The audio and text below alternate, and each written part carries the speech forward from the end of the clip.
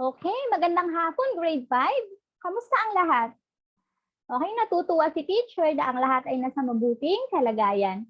So ngayon mga anak, ang ating pag-aaralan ay tungkol sa Musica 5. Ito ay ang mga pangkat na instrumento, ang rondalya, bandler, at mga katutubong kawayan.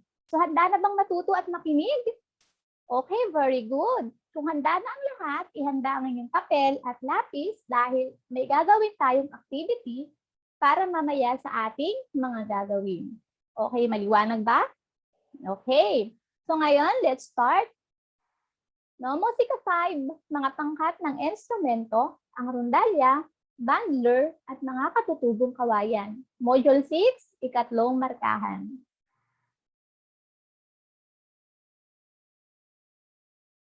So, nakalagay dito sa mga inaasahan, no? A, matutukoy ang mga instrumento na kabilang sa rondalya at bandang drum at lyre, visually at aurally. So, B, matutukoy ang iba't ibang uri ng katutubong instrumento at pangkat ng manunugtog ng katutubong awitin. So, bago tayo mag-proceed sa ating discussion, no? Tayo muna ay manalangin. Okay.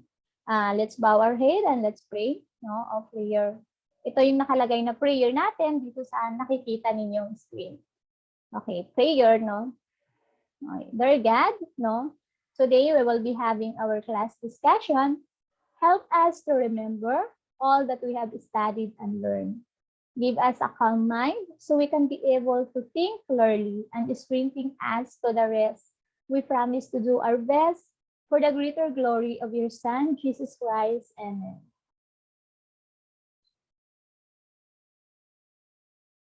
Okay, ngayon, no, bago tayo mag-proceed sa ating discussion, may papagawa si teacher sa inyo or may gagawin tayo. Tayo muna ay sumayaw at umawit, no, para naman magkaroon tayo ng energy sa ating katawan. Maliwanag ba? Okay, so ito na. So, kailangan sumayaw ang lahat, umawit, paka-open ang inyong mga cam.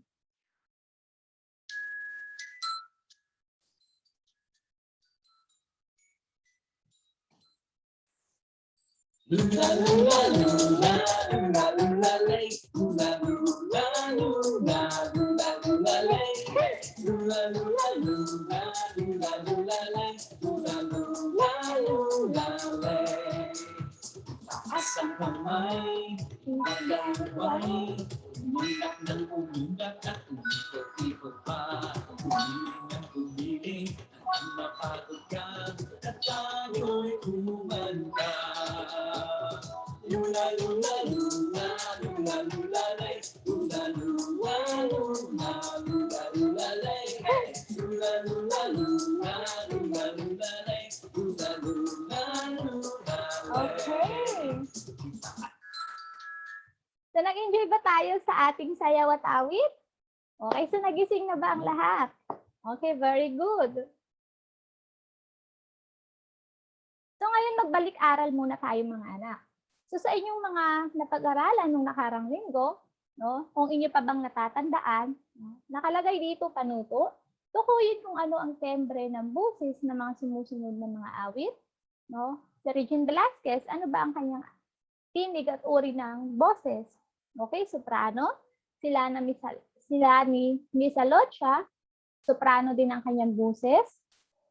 At si Nonoy Zuniga, bass ang kanyang boses. At si Rachel, no, ang kanyang boses ay alto. At si Gary Valenciano naman ay soprano. So, mahuhusay kayo mga anak. Dahil dyan, bigyan natin ng 5 virtual pop ang ating mga sarili. 1, 2, 3, 4, 5. Mahusay. Okay. So, ngayon may papalaro si teacher. So, yung gagawin, no? Ang title ng ating laro ay tinatawag natin Gifts the Giverage. So, for example, as nakikita nyo dito, Ran, Dalye. So, ano bang ibig sabihin nito? So, ibig sabihin nito, ipa-plus lang natin siya. Ran plus dal plus ye. So, ang tamang sagot ay rondalya. So, naintindihan ba? Okay. So, ito, ano kaya ang tamang sagot dito mga anak? Okay, very good, Bandurria. So dito naman sa pangalawa. Okay, very good, Piccolo Bandurria. Dito naman sa pangatlo, tenor plus or plus dream. Okay, magaling. Ang sagot ay tenor drum. At gitara. Ang tamang sagot ay gitara. Mahusay. So ngayon, no, hahantong na tayo sa ating discussion. So, sa una ninyong nakitang larawan, ano bang una ninyong napansin mga anak? So yan ay tinatawag na piyesta o pagdiriwang sa isang lugar o sa ating bayan. So sino lang nakakita dito na piyesta or nakaka-attend? O so tayo namang lahat ay nakakita na nito. So sa mga larawan dito, anong napapansin niyo? Tama, mahusay. Nakikita natin, no, na may mga uri ng tunog, no, na may mga kanya-kanyang mga instrumento tulad ng drum, mga katutubong kawayan, at mga at yung tinatawag nating rondalya. So, sa mga piyesta, hindi maiwasan na walang musika. Dahil ito ang mga nakasanayan natin na nakapagpapasaya sa lahat ng tao. O, maliwanag ba? Okay. So, dito naman sa pangalawang larawan, anong napansin niyo? Tama, mahusay. Ito ang tinatawag natin na mga katutubong awitin or katutubong kawayan. So sa pangalawang picture naman, ay pangatlong picture, sorry. So ayan, so nakikita niyo dito, no? Yan, yung may mga color guard na mga lalaki na nakatayo, no? Ito yung mga hawak nila ay yung mga drummer. So yan din ay mga pagdiriwang, no? Parang may parade, no, or procession sa kanilang lugar. At dito sa pang-apat na larawan, katulad ng sinabi ko kanina, ito ay ang pagdidiriwang ng fiesta. So sa inyong palagay mga anak, ano kaya ang ating pag-aaralan ngayon?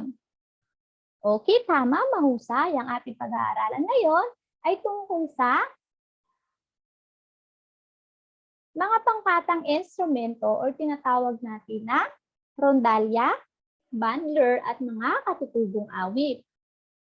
So dito sa rondalya, no, nakalagay dito ay kilala rin bilang Filipino string band. No? Ito ay isa sa mga impluwensyang nakuha natin mula sa mga taga-Espanya noong ika-18 siglo. Ang salitang rondalya ay mula sa salitang Espanyol na ronda na nangangahulugang harana o serenade. Ito ay binubuo ng mga orihinal na instrumento tulad ng gitara, mandolin, at lot. No? Sa kalaunan, nakabuo ang mga Pilipino ng mga instrumentong gaya ng mga dala ng mga taga-Espanya mula sa mga kahoy na matatagpuan sa Pilipinas gaya ng moteb, yakal, nara, at kamagong. So, ito yung example ng mga rondalya. Ayan. So, sa nakikita ninyo, no, may mga hawak silang mga instrumento, no? Itawag na bandorya, yung mga ganyan. Yan yung mga hawak nila. So, sa inyong nakikita, yan yung example na rondalya. So, ang bandorya, no, ay may katawan na hugis peras. Ito ay may 14 na kwerdas at isang butas na tumataginting ang tunog. Ito rin ay kadalasang ginagamit upang tugtugin ang melody ng awit o musika. So, sa nakikita niyo dito, anak, ito yung example ng bandorya. So, dito sa parang may butas, no? Dito sa unahan yung parang sa may ano niya. So nakikita ninyo, ito ay tinatawag nating pigbox. At dito naman sa parang ulo niya o tinatawag nating neck. At dito naman yung parang may mga dito sa itinuro ko na arrow, no? Ito ay tinatawag natin na frets. At dito naman sa pinakababa, ito ay tinatawag natin na tailpiece. Okay, naintindihan ba? Okay, mahusay. So sa piccolo bandorya naman, ay kahawig ng bandorya. So sa napapansin niyo, parang may kahawig din siya. So mamaya makikita niyo sa ating larawan. Ito ay mayroon din katawan ng hugis peras na may 14 na kwerdas, subalit mas maliit ito kung ihahambing sa bandorya. Dahil sa maliit ang katawan ng piccolo, higit na mas mataas ang tunog nito kaysa sa bandorya. So yan yung example ng bandorya. So dito naman tayo sa laud, no? Ay tulad din ng piccolo, bandurria, at bandurria na may mahabang liig.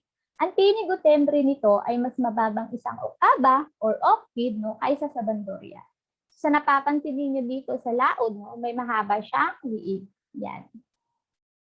Next, no, octavena. So ang octavena ay may katawang tulad ng sa gitara, binubuo din ito ng 14 na kwerdas, at tinutugtog sa pamamagitan ng pitch, no? Ang tinig o timbre ng instrumentong ito ay mas mababa ng isang oktaba kaysa sa bandurria. Yan yung example ng octavena. So dito naman tayo sa gitara. So ang gitara ay ginagamit sa rondalya, no? Ay may 6 na kwerdas. Ito ay instrumentong ginagamit upang tugtugin ang mga chord o tatluhang kwerdas na pangsaliw sa musika.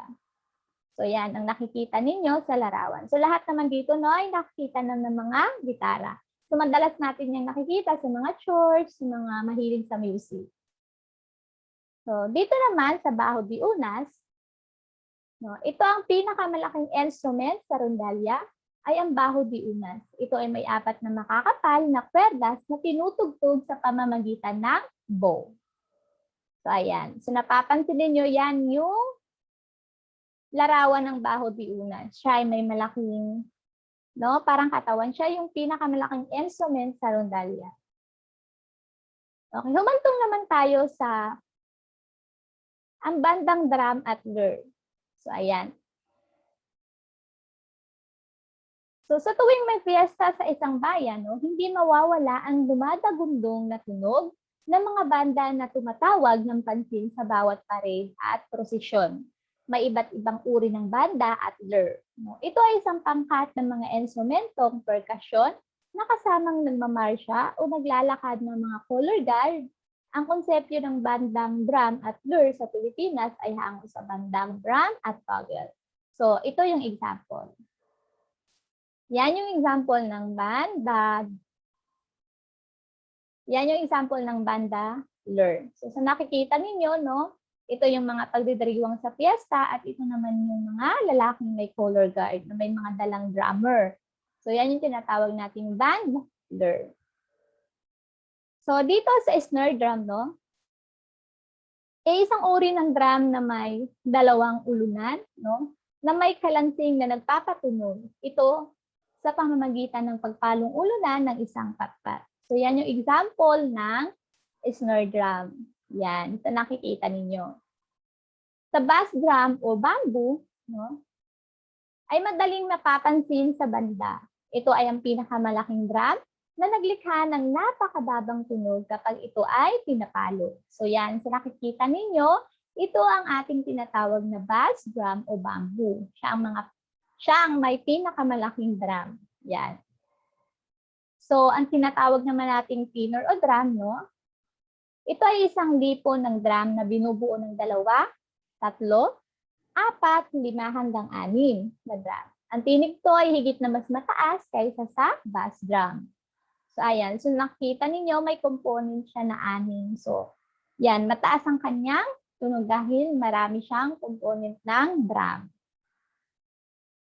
So, ang tinatawag natin na cymbals o pompiang, no, ito ay gawa sa maninipis na haluang metal o alloy ng hugis plato. Ito ay walang eksaktong tono, napapatunog ito sa pamamagitan ng paghampas ng patpat sa ibabaw nito o sa pamamagitan ng paghampas nito sa isa't isa. So, ayan. So, nakikita ninyo, parang kahawig siya na plato. Yan yung tinatawag natin ng cymbals o pompiang.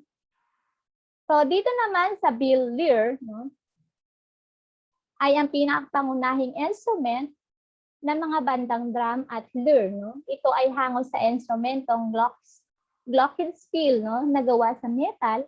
Ito ay hinahawakan ng patayo habang hinahampas ng metal na pamalo. So, yan yung example niya. Yan. So, sino dito ang nakakagamit na dito? So, sa mga school niyo pag may parade, no, yan yung ginagamit na pangtugtog. So, pumantong naman tayo sa mga katutubong instrumento. So, ang Pilipinas ay mayaman sa mga instrumento. Bawat katutubong kultura or tinatawag nating indigenous culture, no, ay may sariling instrument na sumasalamin sa kanilang buhay. Ang mga ito ay nakapangkat ayon sa paraan kung paano ang mga ito ay napapatunog.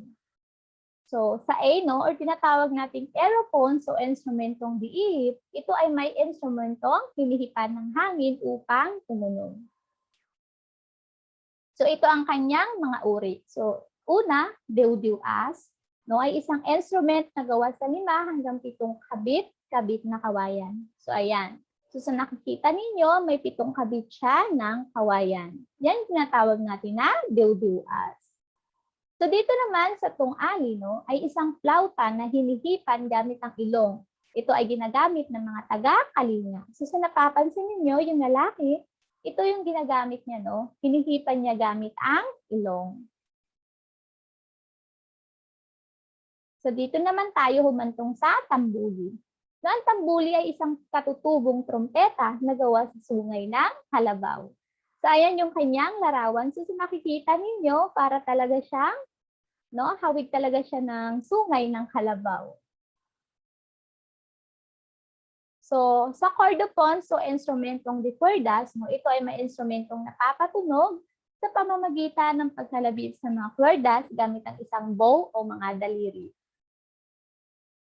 So, number 1 sa kudyape, isang instrumentong de cuerdas na may katawan na hugis, bangka. So, ayan, ang kanyang hugis ay parang bangka. Sa litgit naman, no, ang instrumentong gawa sa kawayan na may 2 kuwerdas. So, ayan yung kanyang larawan. Yan. So, mahaba siya na may 2 kuwerdas dito. So, sa gitgit, no, number 3, isang uri ng violin na tinutugtog sa pamamagitan ng isang bow na gamit sa kawayan at buhok ng tao. So, ayan. So, sa napapansin ninyo, ito ay parang buhok ng tao. Yan. So, sa C, no, sa ediopons, ito ay may instrumento na tumutunog kapag ang buong katawan ng instrument ay nanginginig ng mabilis. So, tinatawag natin vibrate. No, kadalasan ng mga instrumentong ito ay pinupukpok at kinikiskis.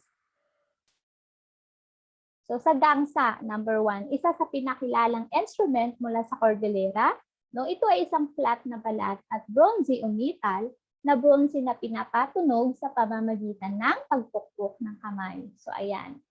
So, sa napapansin ninyo, yan yung mga gamit ng mga katutubong awit or yung mga katutubong mga awit, no, katulad na lamang sa mga lugar ng Mindanao, ganyan.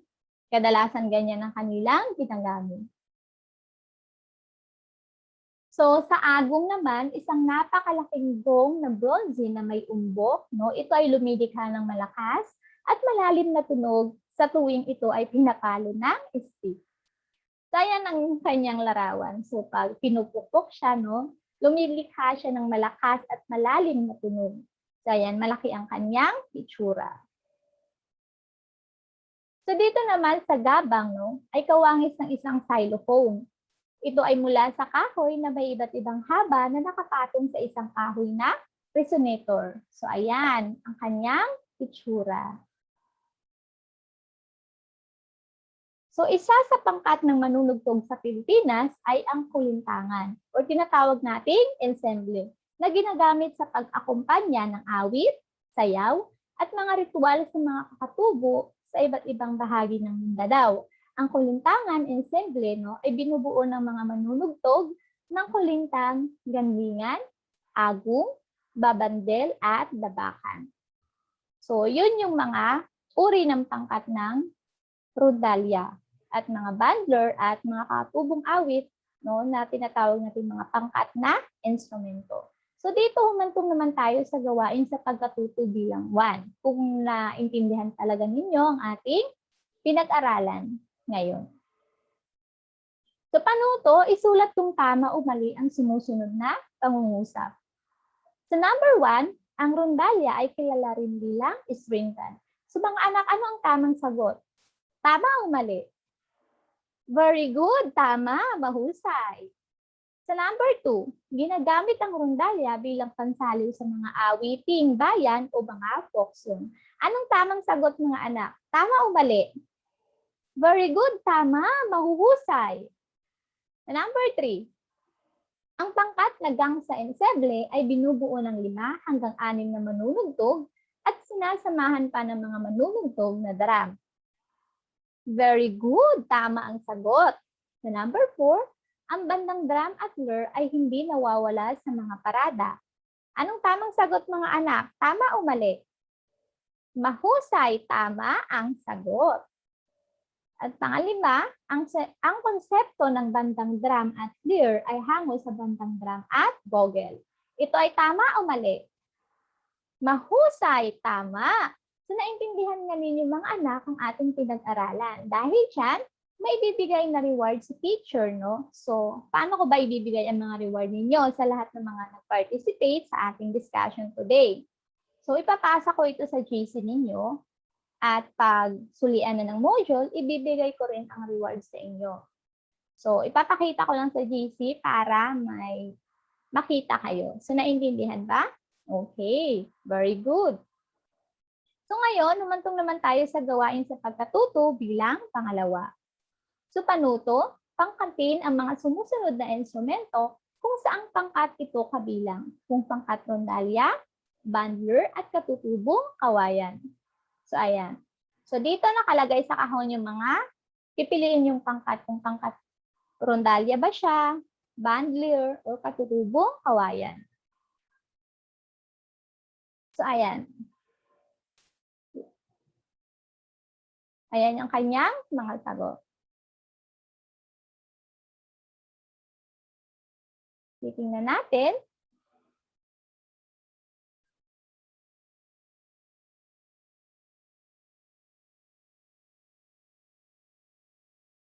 Okay, so sa mga dapat tandaan.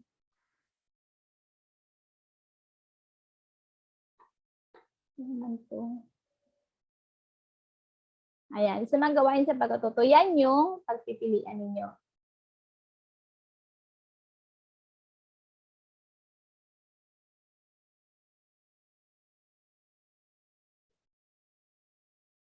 So sa mga dapat tandaan, nakalagay dito, ang pangkatang instrumento tulad ng rondalya ay binubuo ng instrumentong may kuwerdas.